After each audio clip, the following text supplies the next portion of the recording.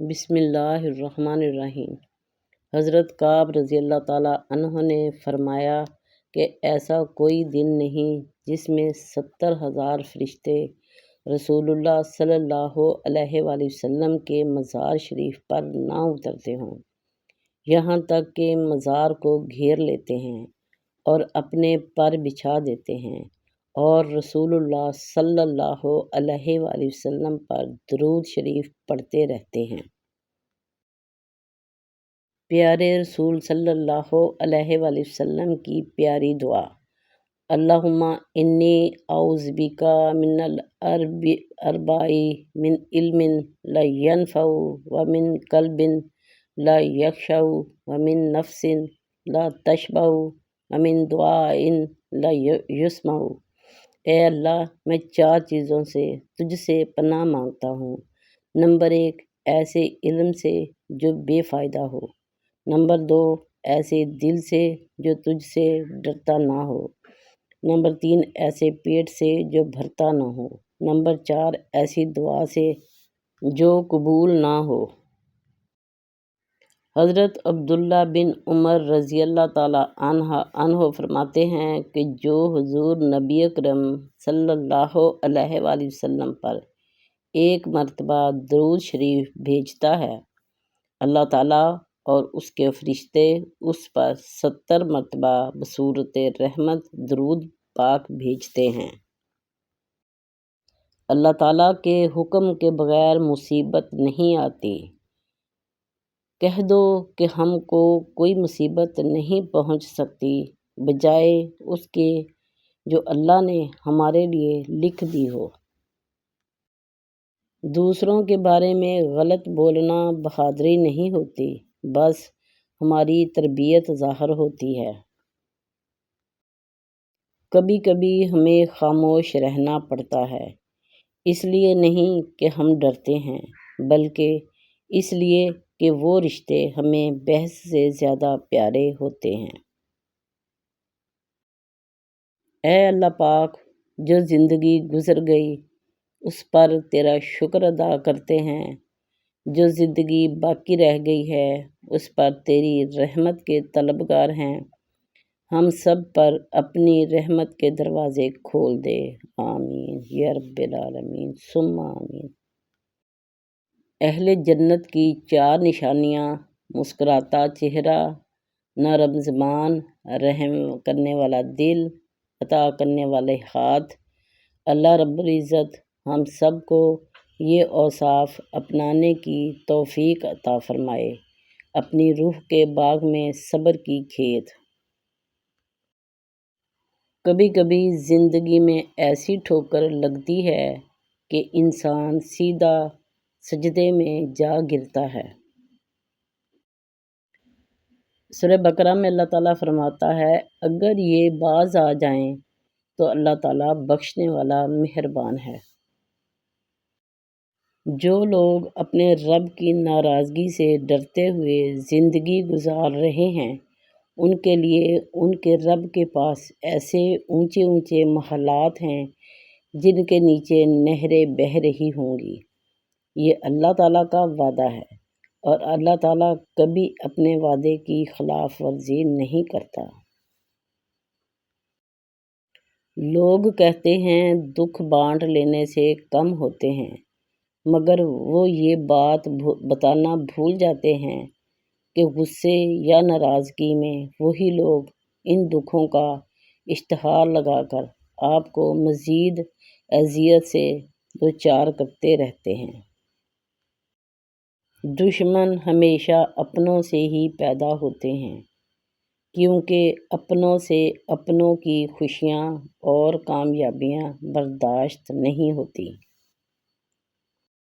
میں نے اپنی اوقات کو بہت غور سے دیکھا تو پتہ چلا کہ چند سانسیں ہیں، وہ بھی رب العزت کی محتاج ہیں۔ بے شک ناشکری زوال کا آغاز ہے، استغفر اللہ سربلندی کا وظیفہ ہے۔ رسول اللہ صلی اللہ علیہ وآلہ وسلم نے ارشاد فرمایا، نماز میں لمبا قیام کرنا موت کی تکالیف کو ہٹا دیتا ہے۔ جو لوگ اللہ پر توکل کرتے ہیں اور تقوی کی راہ اختیار کرتے ہیں، اللہ پاک خود ان کے لیے راستہ بنا دیتے ہیں اور ایسے اسباب پیدا فرماتے ہیں جو بندوں کے وہم و گمان میں بھی نہیں ہوتے۔ بے شک رب العالمین مسبب الاسباب اور بے حد مہربان ہے۔ وَأَحْسِنُوا إِنَّ اللَّهَ يُحِبُّ الْمُحْسِنِينَ، اور احسان کرو، بے شک اللہ تعالیٰ احسان کرنے والوں سے محبت کرتا ہے۔ میرے اللہ، تو میری ہر پریشانی سے واقف ہے، اپنی رحمت سے میری ساری پریشانیاں دور فرما، آمین یا رب العالمین، ثم آمین۔ 2 دن کی زندگی ہے، اسے 2 اصولوں پر گزار دو، ملو تو پھول بن کر اور بکھرو تو خوشبو بن کر۔ نئی صدی کی پہلی پیڑھی جوان ہو چکی ہے اور پچھلی صدی کے آخری لوگ جانے کی تیاری کر رہے ہیں۔ اپنی نسل کے یہ آخری لوگ ہیں، ان کی سوچ، ان کا لباس اور ان کے خدشات بہت جلد ناپید ہو جائیں گے۔ ہو سکے تو ان سے سارے راز جان لو، خوشیاں کیسے منائی جاتی ہیں، غموں میں کیسے شریک ہوا جاتا ہے۔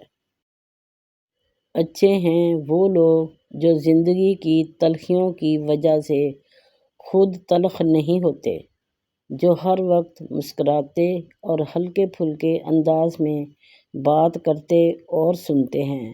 یقین جانیے زندگی انہی لوگوں کی وجہ سے خوبصورت ہے۔ کسی کے لیے حد سے زیادہ پریشان نہ ہوں، کیونکہ اللہ جب بہتر سے دور کرتا ہے تو بہترین سے نوازتا ہے۔ لوگ بھی کیسے چلے جاتے ہیں زندگی سے، جن سے باتیں ہی ختم نہیں ہوتی تھی، ان سے بات ہی ختم ہو گئی۔ ان کے دل ہمیشہ روشن رہتے ہیں جن کی زبانیں اللہ پاک کے ذکر سے تر رہتی ہیں۔ رسول اللہ صلی اللہ علیہ وآلہ وسلم نے ارشاد فرمایا، اللہ تعالیٰ ایسے شخص پر رحم کرے جو بیچتے وقت اور خریدتے وقت اور تقاضا کرتے وقت فیاضی اور نرمی سے کام لیتا ہے۔ وہ تمہیں آزما رہا ہے ہر اس چیز سے جو تمہارے دل کا سکون ہے۔ آخر میں آپ سب کے لیے ایک دعا، اے اللہ رب العزت، اے ساری کائنات کے شہنشاہ، اے ساری مخلوق کے پالنے والے، اے زندگی موت کا فیصلہ کرنے والے، اے آسمانوں اور زمینوں کے مالک، اے عرش اعظم کے مالک، اے فرشتوں کے معبود، اے عزت اور ذلت کے مالک، اے بیماروں کو شفا دینے والے، اے اللہ ہم تیرے گناہ گار بندے ہیں، ہماری گناہوں کو معاف فرما، ہماری خطاؤں کو معاف فرما۔ اے اللہ ہم اپنے اگلے پچھلے صغیرہ کبیرہ سبھی گناہوں، خطاؤں اور نافرمانیوں کی معافی مانگتے ہیں۔ اے اللہ رب العزت، ہم اپنے گناہوں سے توبہ کرتے ہیں، ہماری توبہ قبول فرما۔ یا اللہ پاک ہمارے رزق کے دانے دانے میں برکت عطا فرما، آمین۔ یا اللہ تعالیٰ ہماری زندگی کے ہر لمحے کو خیر و عافیت اور خوشیاں نصیب فرما، آمین۔ یا اللہ ہمارے نصیب میں وہ عطا فرما جو میرے لیے بہتری کا باعث ہو، آمین۔ یا اللہ ہمیں دنیا و آخرت دونوں میں سرخرو رکھ اور ہر شے سے محفوظ فرما، آمین یا رب العالمین، ثم آمین۔ میرے محترم بہن بھائیوں، میں آپ کے لیے بڑی محنت کر رہی ہیں، پلیز آپ میری ویڈیو کو دیکھ لیا کریں اور پوری واچ کر لیا کریں اور دوسروں کے ساتھ، دوستوں کے ساتھ، رشتہ داروں کو شیئر کر لیا کریں۔